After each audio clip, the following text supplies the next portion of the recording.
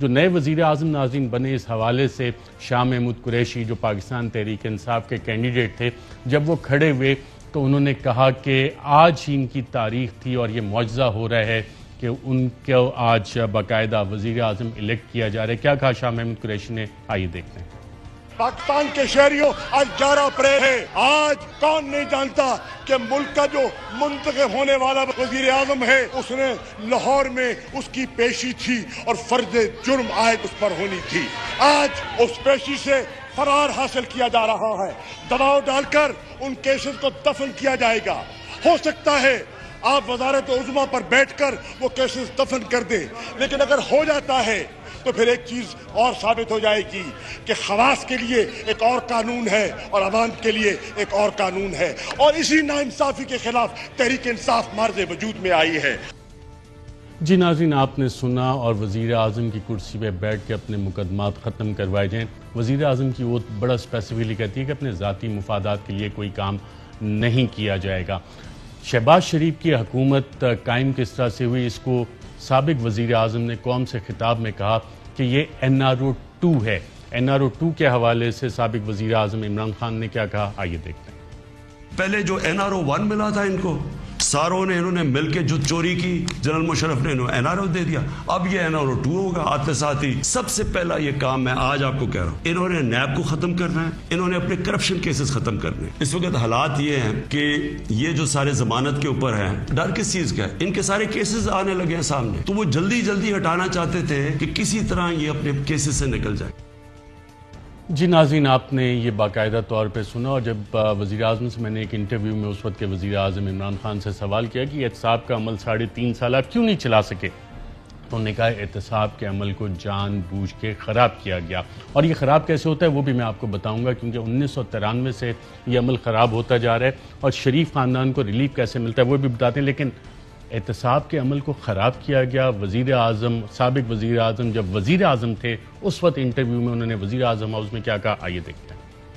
جو احتساب کے عمل کو جان کے ڈسرپٹ کیا گیا، یہ اس ملک کی سب سے بڑی بدقسمتی ہے۔ یہ سارے چوروں کے اوپر کیسز بنے ہوئے ہیں، بڑے بڑے کیسز بنے ہوئے ہیں، واضح کیسز بنے ہوئے ہیں۔ یہ ایسے کیسز ہیں کہ یہ نکل ہی نہیں سکتے، لیکن بچایا گیا۔ کیسے بچایا گیا؟ سازش کے تحت بچایا گیا، ڈیلز کے تحت بچایا گیا۔ ان کو کسی کو بھی نہیں آج باہر ہونے چاہیے تھے۔ احتساب کے عمل کو ڈسٹرب کیسے کیا گیا؟ ڈیلیں کس نے کی؟ یہ وہی ڈیلیں جو ماضی میں جنرل مشرف دور میں ہوئی، اور جب یہ ڈیلیں ہوتی ہیں تو اس میں آبویسلی کمیشن وغیرہ بھی کوئی نہ کوئی ہوتا ہے۔ سب مجھے پتہ ہے کون سے کیسز تھے، جان کے ان کے اوپر بیٹھے گئے، ڈیلے کی گئی، جان کے ٹائم لیا گیا، کھینچے گئے کیسز، یہ سارا مجھے پتہ کیا ہوا ہے، اور یہ ہم بے بس بیٹھے ہوئے تھے۔ جی ناظرین، اس وقت وزیر اعظم ہاؤس میں بطور وزیر اعظم بیٹھ کے انہوں نے کہا کہ میں بے بس تھا اکاؤنٹیبلٹی کے پروسیس میں۔ بے بس وزیر اعظم کیوں تھے؟ ان کا تو احتساب کا نعرہ یہ تھا۔ آپ کو ناظرین یاد ہوگا ماڈل ٹاؤن کیس ہوا، جو بسمہ بچی تھی، اس نے اس وقت بھی ایک سوال اٹھایا تھا، اور یہ سوال کیا اٹھایا تھا کہ ان کی بے گناہ، بلکہ سنتے ہیں خود ہی کہ کیا سوال اٹھایا تھا۔ کیوں مارا انہوں نے میری ماما کو؟ کیوں مارا میرے پپا کو؟ میرا کیا قصور تھا؟ میرے گھر پہ کا کیا قصور تھا؟ جی ناظرین، آپ نے سنا، اور اس کیس کا فیصلہ، ماڈل ٹاؤن کیس کا فیصلہ آج تک نہیں ہوا۔ جی ہاں، آج تک اس کیس کا فائنل فیصلہ نہیں ہوا، اور جو اس وقت چیف سیکرٹری تھے وہ غالباً principal secretary to the prime minister آ جائیں گے۔ جو اس وقت کے وزیر اعلیٰ تھے وہ اب ملک کے وزیر اعظم ہوں گے۔ تقریباً اتنے سالوں میں اس کیس کا فیصلہ نہیں ہوا، لیکن شریف خاندان کو ہمیشہ انصاف ملتا رہا۔ انصاف نہیں ملا تو ڈیلیں ملی، ڈھیل ملی، اور اس کی ایک لمبی تاریخ ہے، اور یہ تاریخ 1993 غلام اسحاق خان سے شروع ہوتی ہے، جب انہوں نے کرپشن کے الزامات پہ اس نواز شریف کی حکومت کو پہلی دفعہ ختم کیا تھا۔ غلام اسحاق خان، جن کی فائنینشیل انٹیگریٹی پہ کوئی سوال نہیں اٹھا سکتا تھا، انہوں نے جو چارجز دیے تھے ڈسمسل کے، وہ کیا تھے، آئیے دیکھتے ہیں۔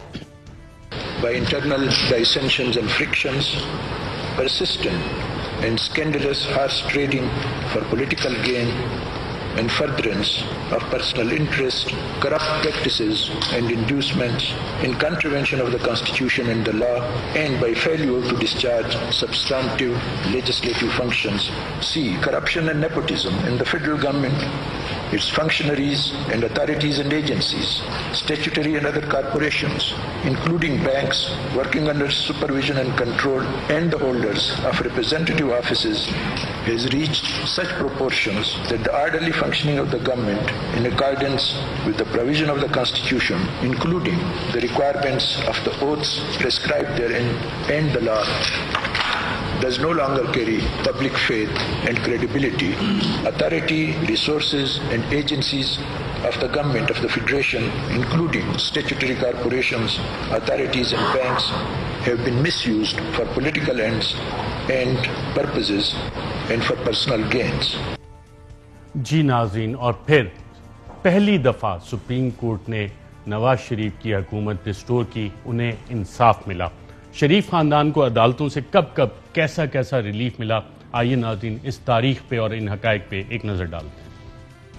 نومبر 1994 میں ایف آئی اے نے حدیبیہ پیپر ملز اور حدیبیہ انجینئرنگ کمپنی کے خلاف خصوصی عدالت میں چلان جمع کروایا، جس پر نواز شریف پر دھوکہ دہی اور رقم خرد کرنے کے الزامات تھے۔ 1997 میں نواز شریف جب وزیر اعظم بنے تو لاہور ہائی کورٹ میں ان دونوں مقدموں کو خارج کرنے سے متعلق ریٹ پٹیشن دائر کی، جس کے بعد لاہور ہائی کورٹ نے یہ استدعا منظور کر لی اور ایف آئی اے نے اس فیصلے کے خلاف کوئی اپیل دائر نہیں کی۔ ہیلی کاپٹر کیس میں احتساب عدالت کے جج فرخ لطیف نے نواز شریف کو 14 سال قید کی سزا اور 2 کروڑ روپے جرمانہ عائد کیا۔ دسمبر 2000 میں جنرل پرویز مشرف نے نواز شریف کو ایک ڈیل کے تحت سعودی عرب بھیج دیا، جس کے بعد 26 جون 2009 کو لاہور ہائی کورٹ کے راولپنڈی بینچ نے احتساب عدالت کا فیصلہ کالعدم قرار دیتے ہوئے بریت کا فیصلہ دیا۔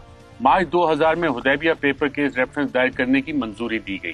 اکتوبر 2011 میں لاہور ہائی کورٹ کے راولپنڈی بینچ نے نیب کو اس کیس پر مزید کارروائی سے روک دیا۔ اس کے بعد 2014 میں لاہور ہائی کورٹ نے یہ ریفرنس خارج کرتے ہوئے کہا کہ نیب کے پاس ثبوتوں کا فقدان ہے۔ رائیونڈ اسٹیٹ کیس میں جاتی عمرہ میں 104 کنال زمین پر تعمیرات کرنے اور اس میں سرکاری وسائل کا استعمال کرنے کے 2 ریفرنس بنائے گئے۔ نواز شریف کی ملک بدری کے بعد ان دونوں ریفرنسز پر سماعت روک دی گئی اور پھر جب نواز شریف تیسری بار وزیر اعظم بنے تو اس کے بعد 2014 میں لاہور ہائی کورٹ نے یہ دونوں مقدمات خارج کر دیے۔ نواز شریف کو 6 جولائی 2018 کو ایون فیلڈ اپارٹمنٹ کیس میں احتساب عدالت کی جانب سے 10 سال قید جبکہ مریم نواز کو 7 سال قید کی سزا سنائی گئی۔ ان سزاؤں کو اسلام آباد ہائی کورٹ میں چیلنج کیا گیا۔ 19 ستمبر 2018 کو اسلام آباد ہائی کورٹ نے نواز شریف اور مریم نواز کی ایون فیلڈ کیس میں سزائیں معطل کر دی۔ 24 دسمبر 2018 کو احتساب عدالت نے نواز شریف کو العزیزیہ ریفرنس میں 7 سال قید کی سزا سنا دی۔ 16 نومبر 2019 کو لاہور ہائی کورٹ نے نواز شریف کو طبی بنیادوں پر بیرون ملک سے علاج کروانے کے لیے ضمانت پر رہا کر دیا، جس کے بعد سے وہ ابھی تک برطانیہ میں ہی موجود ہیں۔ 8 اگست 2019 کو نیب نے رمضان شوگر مل کیس میں مریم نواز کو گرفتار کیا۔ 5 نومبر 2019 کو لاہور ہائی کورٹ نے مریم نواز کو خاتون ہونے کی استدعا پر ضمانت دیتے ہوئے حکم دیا کہ اس کیس میں مزید انکوائری کی ضرورت ہے، لہٰذا مریم نواز کا پاسپورٹ بطور ضمانت ضبط کیا جائے گا۔ 5 اکتوبر 2018 کو نیب لاہور نے شہباز شریف کو آشیانہ ہاؤسنگ سوسائٹی اور رمضان شوگر مل کیس میں گرفتار کیا۔ 14 فروری 2019 کو لاہور ہائی کورٹ کے 2 رکنی بینچ نے جسٹس شہزاد احمد کی سربراہی میں شہباز شریف کی درخواست ضمانت منظور کر لی۔ 28 ستمبر 2020 کو نیب نے شہباز شریف کو منی لانڈرنگ اور آمدن سے زائد اثاثوں کے کیس میں گرفتار کر لیا۔ 23 اپریل 2021 کو لاہور ہائی کورٹ کے 3 رکنی بینچ نے جسٹس علی باقر نجفی کی سربراہی میں شہباز شریف کی درخواست سے ضمانت منظور کر لی۔ 14 جنوری 2022 کو بینکنگ جرائم کورٹ کے جج سردار طاہر صابر نے شہباز شریف کی عبوری ضمانت میں 7 روز کی توسیع کرتے ہوئے ایف آئی اے کو 7 روز تک گرفتاری سے روک دیا، جس کے بعد سے ابھی تک شہباز شریف کو ضمانت میں توسیع مل رہی ہے۔